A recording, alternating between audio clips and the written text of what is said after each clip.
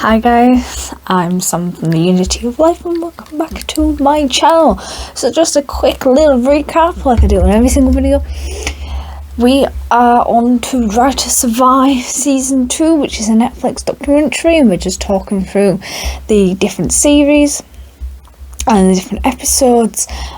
We started off talking about a brief history of F1 before we started talking about this particular series, and then we're going to move on to talk about the lack of diversity that there is in motorsports, and we are going to look at women in general, and we are also planning on a few future videos on racism within this sort of sport as well. So let's get on with today's episode, which I don't think is going to be a very long episode, but we shall see. And it's the Drive to Survive Season 2 Episode 8. Please bear in mind this all happened in 2019. And this particular episode was heavily focused on Renault, which makes a change from Red Bull, because for a documentary series they are very biased towards Red Bull, and there's always like 10 or so, well, at least 8 of the 10 episodes seem to be on Red Bull. Anyway, so I did not get this guy's last name, but if you're huge fans of F1 and the sport, you'll know who he is anyway. So Nico was a driver for Renault back in 2019, and he was coming up to the end of his contract, which is a common occurrence within this sport.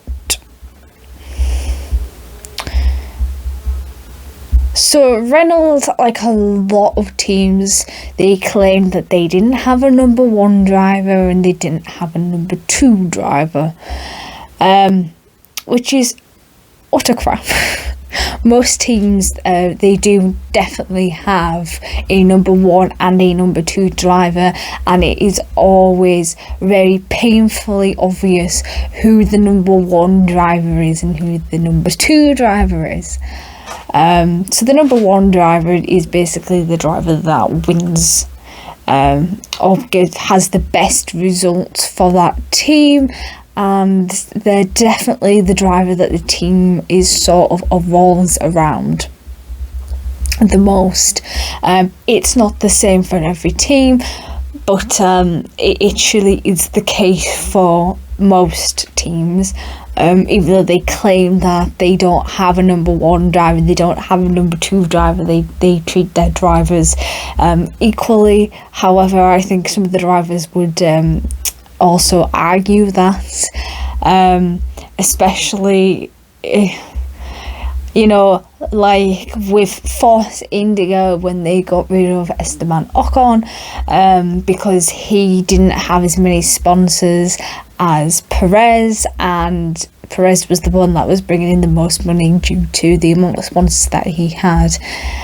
Sometimes talent has got nothing to do with it, and subsequently some drivers do find themselves without a seat, but Ocon did, and he was actually reserve driver for Mercedes during this season. So Nico had a very promising start to his career. It was a very good career right at the very beginning. I think it was just before he went up into F1. However, he had, or still has, I'm not sure, the longest F1 career without ever being on a podium. So when I say he was never on a podium, for those who may not understand or know what I'm on about, he basically never won a race, he never came second, and he never came third. He was always 4th or lower. So he that means he's never won, potentially. Yeah, that usually means that they never won a world championship, because you really need to be hitting on that podium quite often to be getting the points to able to win the world championship.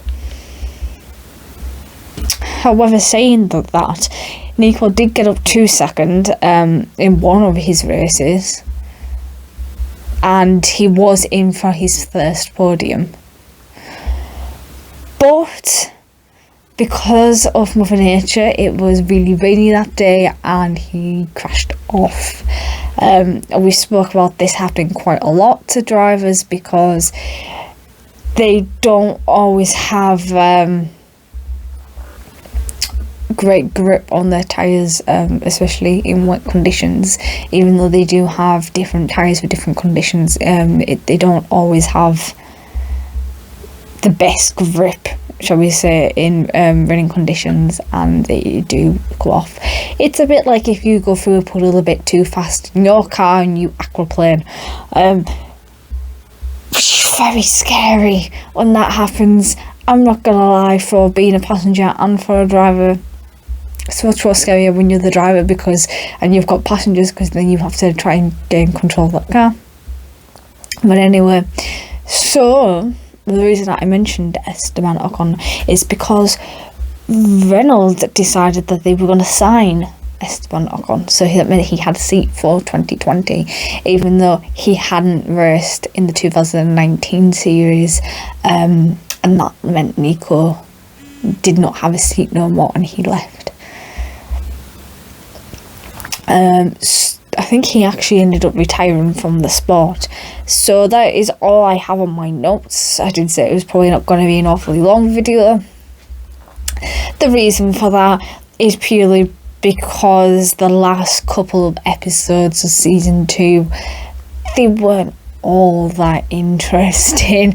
It was the end of the season and they were just wrapping up, and I felt like they weren't really paying all that much attention to what it was that they were trying to show. They were just sort of like, well, we've not looked at this team, we'll just throw out the odd episode at the end of different teams, and because there wasn't much drama going on, the episode wasn't all that entertaining.